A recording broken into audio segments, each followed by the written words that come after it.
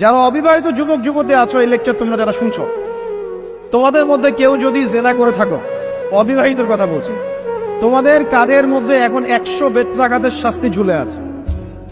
সূরা নূরের 1 থেকে 3 নম্বর আয়াত পড়ে দেখবে, অবিবাহিত যুবক যুবতী যদি জেনা করে তাদের শাস্তি হচ্ছে 100 বেত্রাঘাত, তাও জনসমক্ষে, এবং এক বছরের জন্য নির্বাসন।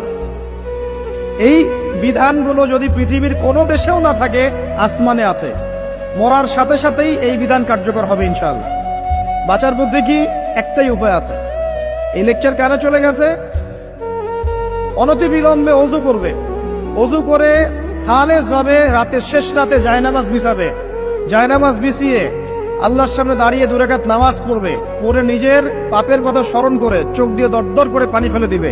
আল্লাহকে সেজদায় গিয়ে বলবে, আল্লাহ আমি জিনা করেছি, আমাকে মাফ করে দাও। আমার এই পাপের কথা কেউ জানে না, তুমি জানো, মাফ করে দাও।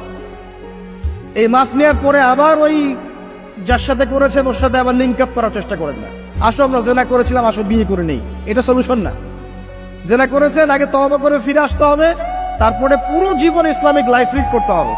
আল্লাহ যদি দেখেন যে হ্যাঁ আপনি ঠিকঠাক তওবা করে আল্লাহর পথে চলছেন, আল্লাহ তখন আপনাকে নেককার স্ত্রী দিবে ইনশাআল্লাহ। এই এই এই একমাত্র রাস্তা যুবকদের জন্য এবং যুবতীদের জন্যও। যুবকরা না হলে পার পেয়ে যেতে পারে, কারণ একটা কথা সমাজে প্রচলিত আছে না, যে ছেলে মানুষের ইজ্জত তো সহজে যায় না। গোপন হয়ে গেছে, কেউ জানে না, আল্লাহ মাফ করে দিয়েছেন, সে হয়তো পার পেয়ে গেল। কিন্তু এই যে মেয়ে, তুমি যে 8-10টা ছেলের সাথে জেনা করেছো, তোমার ইজ্জতের কি হবে? তোমার যে সতীত্ব তুমি নষ্ট করেছো, তুমি তো বিয়ের পর কোনো ঘরে গেলে সে হাজবেন্ডও বুঝতে পারবে তুমি আর সতী সাথী নও। তখন তোমার কি হবে?